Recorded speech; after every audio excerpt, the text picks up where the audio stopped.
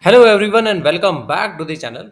Guys, there is a haunting truth echoing through the Europe's hall of power, one that few dare to say aloud that all quietly know that Putin cannot stop. That's not just analysis, it's a warning from Estonian Foreign Minister Margus Tsahkna. And he's right, this war isn't just about Ukraine's sovereignty, it's about Russia's survival and maybe the survival of a vision Putin's been chasing since 2008, the rebirth of empire. So, guys, today I want to give you my take on why this movement right now is a turning point, not just for Ukraine, not just for NATO, but for the entire post Cold War world order. So let's deep dive into this. We are now 3.5 years into Russia's brutal full scale invasion of Ukraine, and the battlefield is still on fire. Bombs over Dnipro, missiles in Kiev, new offensives in the east, and while headlines shift to the Middle East and political campaigns in the US, Ukraine is still bleeding. But here is what's getting missed. According to Estonia's foreign minister, this war is now existential for Russian President Putin. Why? Because he has no off ramp, no exit strategy, no way to retreat without unraveling everything he has built his regime, his legacy, his power. And that makes him more dangerous than ever. So why Putin won't stop?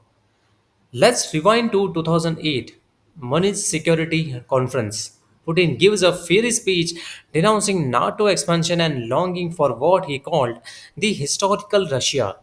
That wasn't just the Cold War nostalgia, that was a blueprint. Months later, boom, Georgia, then Crimea in 2014, then Donbass, then February 24, 2024, full invention of Ukraine. This isn't just about NATO threatening Russia. This is about Putin trying to restore the map of the Soviet Union by force. And now that the world has resisted in harder than he expected, he cannot afford to lose, not politically and not personally. Because if he does, he is finished. And that's what makes him so terrifying. You don't negotiate peace with a man who sees defeat as death. So, guys, it's a Europe's wake-up call. Estonia gets it, Latvia gets it, Poland gets it. Why? Because they live next door to the beer. Tuscana said it best. We used to be the lazy cat waiting for the US to solve our problems. Not anymore. Europe's now pouring in 40 billion euros into support to Ukraine. Not because it's charity, but because it's the self-defense. Think about this. If Ukraine falls, who's next? It's not paranoia, it's history repeating. The Baltics, Moldova, and maybe even Poland. Putin's playbook is clear, and his appetite grows with every step unchallenged. So, what is the US shift and why it matters? Now, here is where my perspective might differ from mainstream takes. Yes, it's true that the President Trump's administration is pulling focus back home. NATO has to adjust, but instead of fearing American withdrawal, maybe this is the moment Europe finally goes a backbone. As Tuscana says, we have $250 billion in frozen Russian assets. We have the money, we just need the will. Europe is rich, Europe is strong, but for decades it hid behind the US military umbrella. Maybe that's over, and maybe that's not a bad thing. Because if Ukraine is fighting for Europe, then Europe better start fighting for Ukraine. So, guys, what is the narrative war?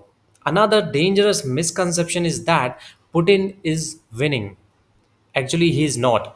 The 3 day special operation has turned into a 3 year bloodbath. Ukraine still stands. Russia is bleeding resources, men, and international credibility. But Putin's victory doesn't depend on the battlefield breakthroughs anymore. It depends on exhaustion, on distraction, and on wearing us down. If we look away, he wins. If we let the war disappear from headlines, he wins. And if we force Ukraine into a bad peace deal just to wrap things up, he wins. That's why this isn't just a military war, it's a psychological win. And we have to stay mentally in it. So, guys, this is my final take on this. Let me say something that might sound controversial. Ukraine is not just fighting for itself, it's fighting instead of us. That's not just a slogan, that's a reality. They are the front line. And we, the so called civilized world, we are the rear guard. If Ukraine fails, it's not just their sovereignty that dies, it's the idea that borders mean something, that democracies can resist autocracies, that might doesn't make right. Estonia knows this, so do Finland and Sweden. That's why they rush to join NATO. So, guys, we all have a stake in this. So, when Tashkana says Putin cannot stop, he is not just warning us, he is challenging us. Can we stop him?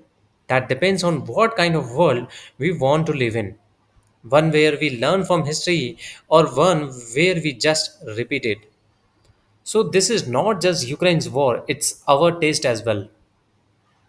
So, guys, thank you so much for watching. If this video resonated with you, don't just scroll away. Share it, help shift the narrative. Comment below, do you think Putin will stop? Or do you believe this is only the beginning of something much bigger? And don't forget to hit that subscribe button for more honest and hard hitting takes on the global power, peace, and the people caught in between. Stay informed, stay vocal, and I will see you in the next videos.